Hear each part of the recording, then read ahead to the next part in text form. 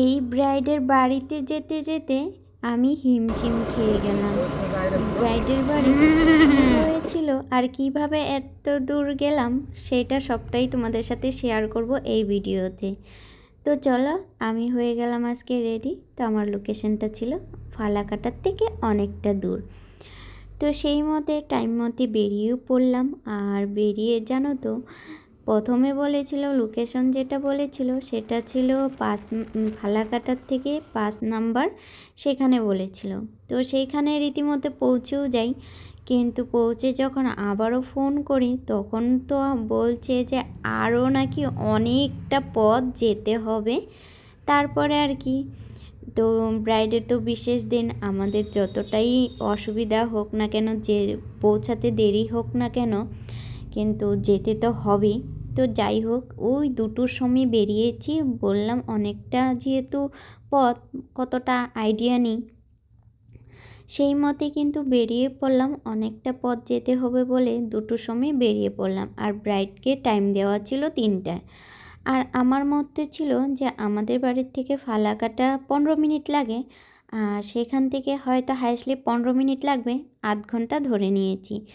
তারপরে আর কি বলবো জানো তো, বাড়ি তো ব্রাইডের বাড়ি যখন লোকেশন দিয়েছে সেখানে তো আমরা 5 নাম্বার পৌঁছে গিয়েছিলাম। আর তারপরে নাকি আরও কতটা পথ যেতে হবে তা তোমাদেরকে কি বলবো। আমি তো ভিডিও মাঝে মাঝে নিয়েছি, আর সবটা তো নিতে পারিনি। আর দেখো, ও 2টোর সময় বেরিয়েছি, আর এখন দেখো প্রায় সূর্য মামা ডুবতে চললো। প্রায় আমি ব্রাইডের বাড়ি পৌঁছেছি 3:30 লাগাতে। আর খুঁজতে খুঁজতে কি বলো তো, কতটা পথ দেখতেই পারছো। আর কি ভিতরে ব্রাইডের একদম সব গ্রাম সাইড, আর সব দিকে জমি চাষ করা, দেখতে বেশ ভালোই লাগছিল। আর ওয়েদারটাও কিন্তু ভীষণ সুন্দর একটা ওয়েদার। আর জানো তো, এই ওয়েদারের জায়গাগুলো দেখতে ভীষণ ভালো লাগে।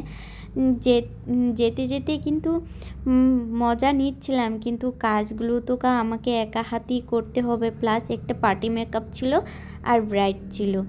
তো যেতে যেতে তো গল্প করছিলাম, আর এদিকে কিন্তু বেশ টেনশনও কাজ করছিল, যেহেতু অনেকটা পথ আবার রিটার্নও হতে হবে।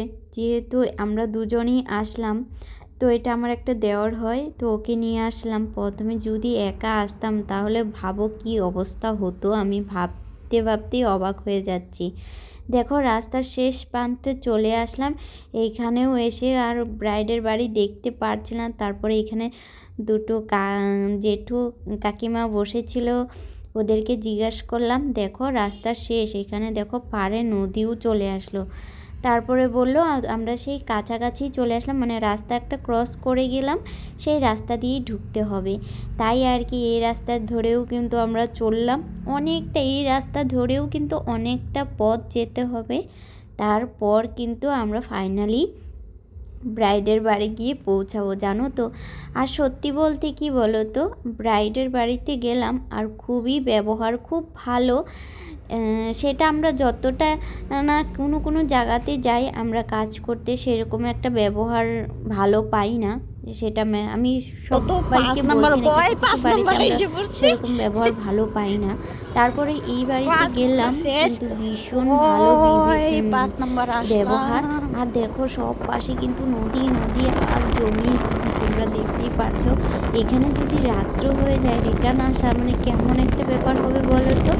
এরকম জায়গায় এরকম লোকেশনে কিন্তু আগে কখনো আমি সাজানোর জন্য যাইনি, এটাই আমার ফার্স্ট টাইম ছিল।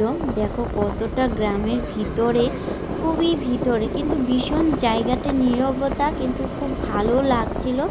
এই জায়গাগুলোতে কিন্তু ঘোরার জন্য বেশ ভালোই লাগে, এনজয় করতে। দেখো সব দিকে কিন্তু নদী আর সব পাশে কিন্তু জমি চাষ করা। আর জানো তো, আর বেশ যাচ্ছিলাম আর গল্প ওর সাথে বলছিলাম যে আরও কতটা পথ না জানি যেতে হবে। দেখো তো রাস্তা শেষই হচ্ছিল না, ওই ফালাকাটার থেকেও কতটা যে ভিতরে কি বলবো। দেখো ফাইনালি কিন্তু আমরা পৌঁছে গেলাম। ওই 2টোর সময় বেরিয়েছি, প্রায় এখন বাজে 3:30 পার। এখন আমরা ব্রাইডের বাড়ি পৌঁছালাম, আর দেখো এখানে পৌঁছেও গেলাম। তো পৌঁছে গিয়ে যতটুকু কথাবার্তা বলা, ব্রাইডকে টাইম দেওয়া ছিল 3:30, গিয়ে দেখি আমরাই লেট হয়ে গেলাম আধা ঘন্টা। তো 8 ঘন্টা লেটের মধ্যে তাও প্রায় দেখি ব্রাইডের কোনো কাজ কমপ্লিট হয়নি, মানে নিয়ম যেটা থাকে আর কি, বিয়ের দিনে অনেক নিয়ম কারণ থাকে, তো সেই জন্য কিন্তু নিয়ম নীতি হচ্ছিল আর পুজো হচ্ছিল।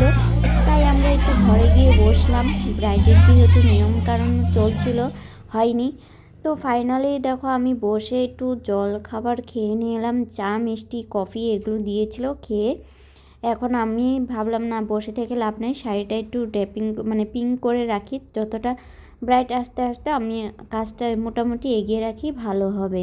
তাই দেখো আমি শাড়িটা পিঙ্ক করে নিচ্ছি, আর ব্রাইড আসতে অনেকটা লেট করছিল, আমি বারবার একটু বলছিলাম, আর এখানে আমি বসে একটু ভাউ খেয়ে নিচ্ছিলাম। আর কি করব, একা একা বসে বসে কি আর করব।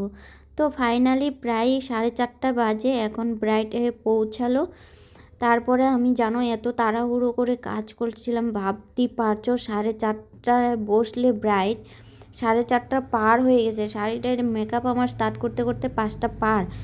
তারপরে আমি কোনো ভিডিও ক্লিপের দিকে তাকাইনি, আগে ঝটপট করে কাজগুলো কমপ্লিট করে নিলাম। তারপরে যেহেতু পার্টি মেকআপ ছিল আর বাড়িতেও ফেরার কথা ছিল, মানে লেট হয়ে যাবে, তার জন্য আমি খুবই তাড়াহুড়ো করে করলাম। আর এখানটায় লাইটে যেহেতু আমি রিং লাইট ক্যারি করিনি, তার জন্য দেখো ঘরের যে লাইটের আলোতে আর মিনিমাম একটা লাইট লাগিয়ে দিয়েছিল সেখানে, কিন্তু আর ড্রেসিংয়ের সাইডে কিন্তু সেরকম লাইট ছিল না। তার জন্য আমি এখানে হেয়ারস্টাইল করছিলাম, ওড়নাটা সেট করছিলাম, তাই আর কি তোমাদের এখানে একটু ভিডিও শেয়ার করে মানে করেছিলাম, তাই বললাম সেটুকুই ভিডিওটা তুলে নিলাম। তো আমি বেশিরভাগ কাজ করে একা হাতেই করি, তার জন্য আমি ভিডিও ক্লিপ নিতে পারি না। তো যাই হোক, আমার পার্টি মেকআপ কমপ্লিট করে টোরে এখন এই যে এখানে ফাইনালি একটু লুক নিয়েছি। আর ব্রাইড আমাকে খুবই লজ্জা পাচ্ছিল কথা বলতে, তাই আর কি সেরকম। তো কেমন হয়েছে অবশ্যই জানিও। টাটা।